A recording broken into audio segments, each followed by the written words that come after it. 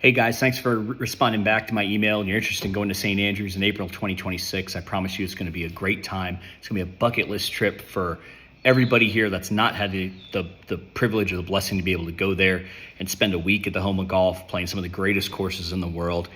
Instead of sending out a bunch of emails detailing all the information and things that I think it's important you guys know while planning and preparing to go on this trip, I figured I'd just cut a couple of videos for you. This is going to be the first video in a series of videos I'll send out over the next few weeks. Today, our first episode, we're going to entitle this one Airlines and Timelines. So grab your glass of scotch and let's go.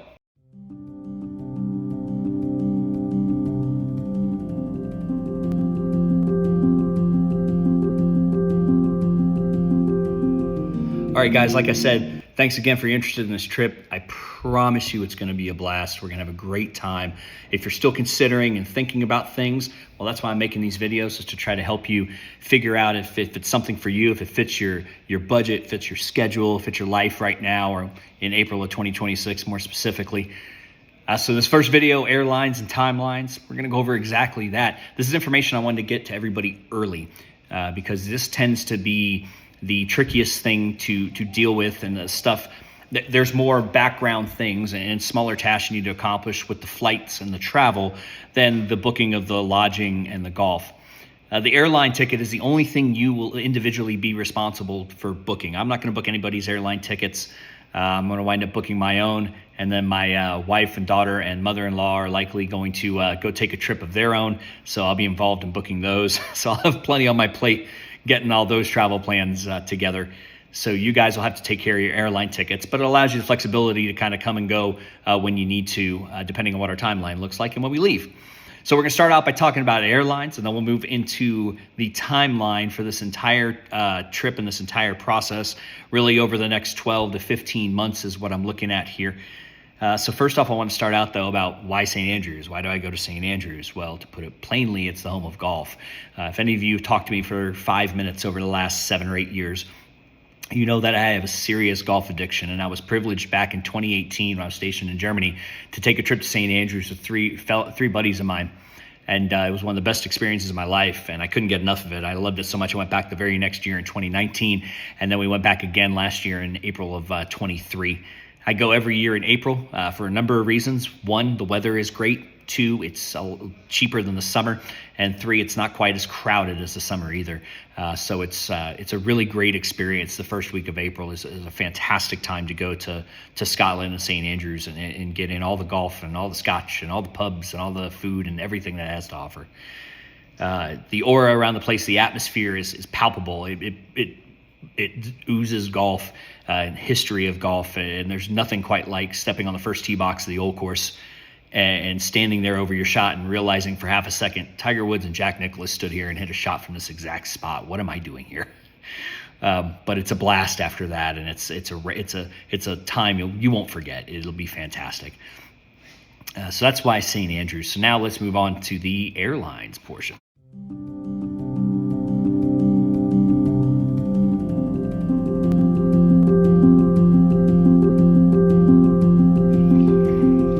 All right, let's talk airlines and travel. Again, it's the one thing you guys are going to need to book for yourselves, and I wanted to get some information and some tips and tricks out to you now, early enough for them to be useful to you guys as you prepare for this travel. So first off, for the travel over there, if you don't have a passport, get a passport.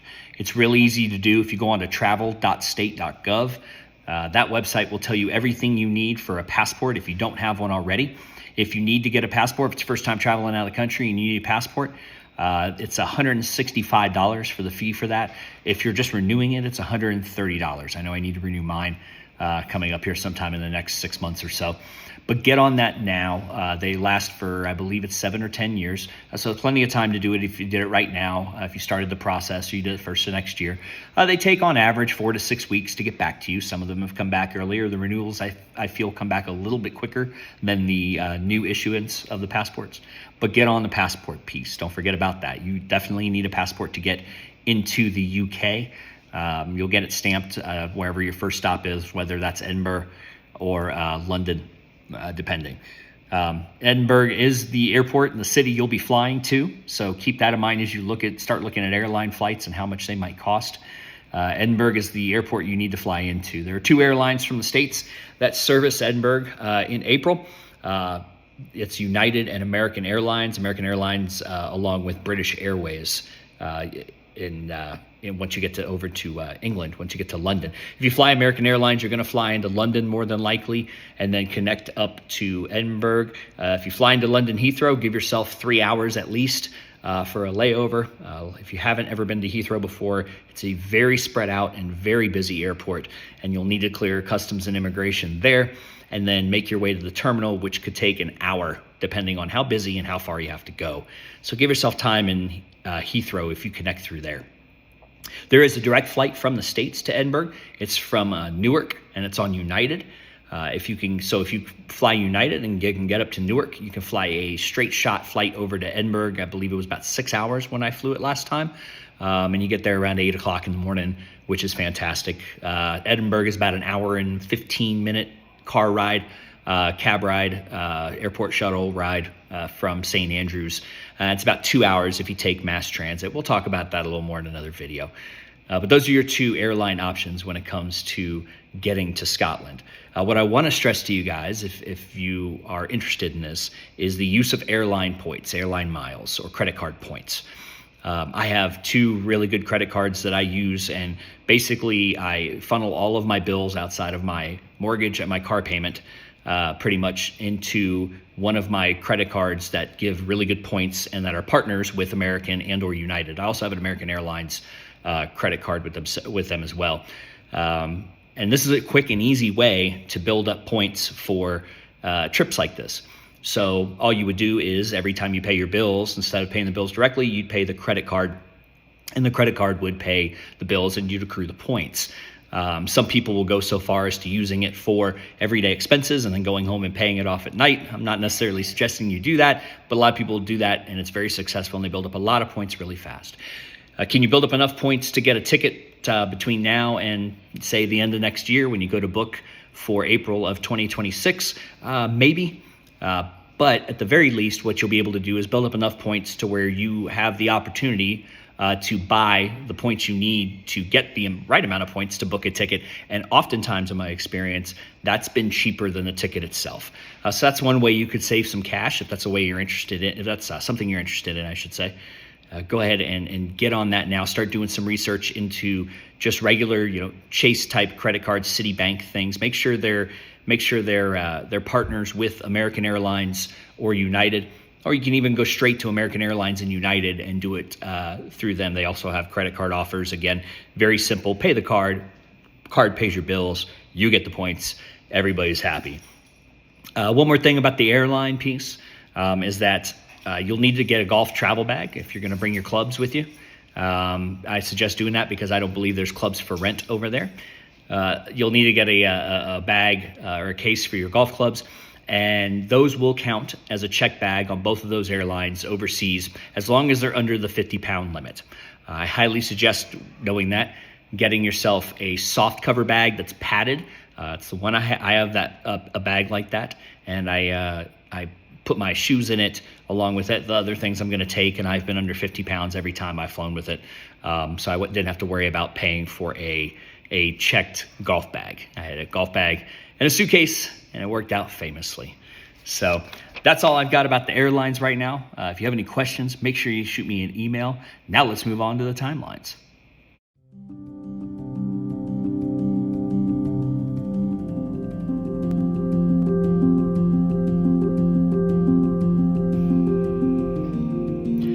All right, guys, let's talk timelines. Let's talk when we're going to need to pay for this, when we're going to need that money saved by, et cetera, et cetera, et cetera. So we're going in April of 2026, very beginning April, sometime the first 15 days, because that's known as the shoulder season at St. Andrews. And again, like I said in the previous segment, it tends to drive the prices down. The price of golf is cheaper. The accommodations tend to be cheaper.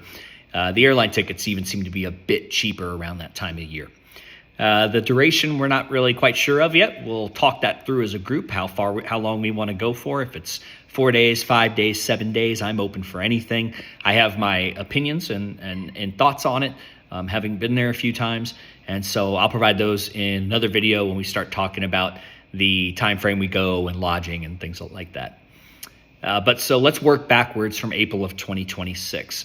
I'll book all of the lodging and the golf myself. I have contacts of people over there with a company that runs several Airbnbs in Scotland that I will go back to. I used them last year when myself and my family went, and they were phenomenal. They were a great host to us. We had an Airbnb. We had a flat about 2 blocks from the old course and about a 10-minute walk from a grocery store. There was a coffee shop next to us.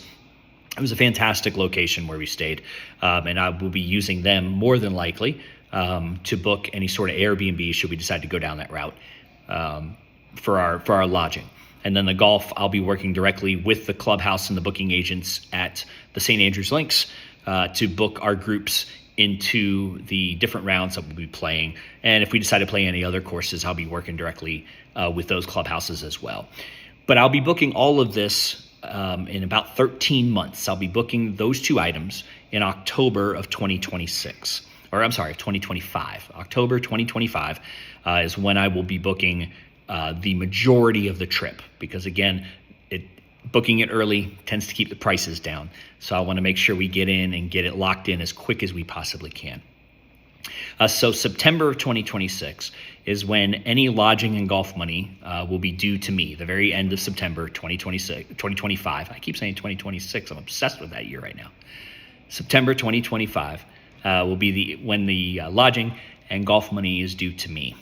And to be able to shop efficiently and effectively, especially with the lodging and booking golfing and things of that nature, what I will want from everybody that is determined to go, that is in April of next year, so a year from our trip, so April of 2025, I'll be asking for a $500 deposit from everybody that wants to go on the trip. This just allows us to lock in the right amount of people, and it allows us to keep the variability of our lodging costs. If we share lodging costs, which is what we will most likely do, I imagine, it'll help us keep the variability of that cost down for everybody should somebody not be able to go. That $500 will be non-refundable. Again, it will be to help defray costs if people can't go for everybody else, so we don't have at the last minute everybody's housing costs going up $40 a night for around grand total of $200, and that's $200 people weren't expecting, So I don't want that to happen to the folks that can go. And so that'll be in April of next year. In January of next year, so about 3 months or so from now, is when I'll just be asking for a tentative, are you in or are you out? This will help me start the process of shopping for Airbnbs, getting an idea of, or Verbos, or hotels if we decide to go to a hotel instead, if we want to stay at a hotel and resort. If you guys want to spend the cash and go stay at the old course resort, I'm down. If you want to keep it cheap and go to an Airbnb, I'm down too. But whichever route we kind of decide, I can start looking into what's available for April of 26 for when we go. So working it back forwards, I'm sending you guys this video now. This is why I'm sending you this video. I'll be sending you out a couple other videos here shortly describing the lodging and the golf, so you guys get a feel for that, so you guys understand what you need to do. So working forward, what I do right now is, I'd start saving the cash that you might think you need for this trip. I did provide a baseline idea of the cost in my email. So I'd say go with that for right now until something changes. It will. But go with that number right now. I think that's a solid number to work off of from now. Also, start playing golf. Start carding rounds and go to your local course and get yourself a handicap membership. Find a course that gives you handicap memberships. Normally, they're about $30 or $40 a year. And what that'll do is that'll get you access to the USGA's GIN network, and that'll allow you to card a handicap, and that's important if we play the old course. If we're able to get onto the old course, you'll need a handicap, and the handicap is 36 or less for guys. Can you play double bogey golf? Then you can golf the old course, I promise. But you need to get at least 10 rounds in to start a handicap. So go golf, go get a handicap started, start saving some cash. Give me a solid, in January, I'll be looking for a tentative thumbs up, thumbs down if you're in on this trip. Again, there's no commitment needed in January of next year. It's more of just I'm pretty sure I'm going to go, or man, I just don't think I can make it. In April of next year, April of 2025, I'll be asking for a deposit from people. Again, this is to help cement your place and kind of lock in your place on the trip. and to keep the variability of costs down should somebody not be able to go, or should somebody have to back out for whatever reason. So it keeps the costs relatively the same for the group, kind of regardless of what happens. And then the end of next September of 2025, so just about a year from now, I'll be asking for the rest of the lodging and the golf money. Between April and September, if you guys just want to shoot me cash every so often, and I'll hold on to it, I'm okay with that too. If you want to hold on to it and give me all at once, I'm okay with that too. But that's going to be the timeline. And then again, you guys will need to book your own airline tickets like we talked about. And then we'll be flying out in April of 2026. It's only 19 months away, but it'll freaking be here before you know it.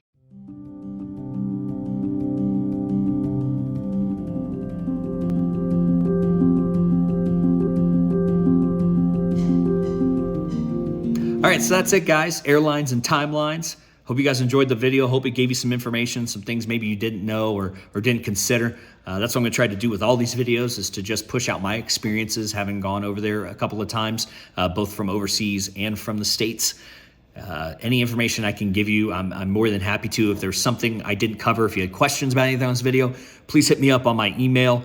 I'm happy to help work you guys through this. My goal is to get as many guys, many folks on this trip as we possibly can, and have an absolute blast on a guy's trip to St. Andrews, frickin' Scotland. So again, get your scotch ready. It's going to be a blast. See you guys.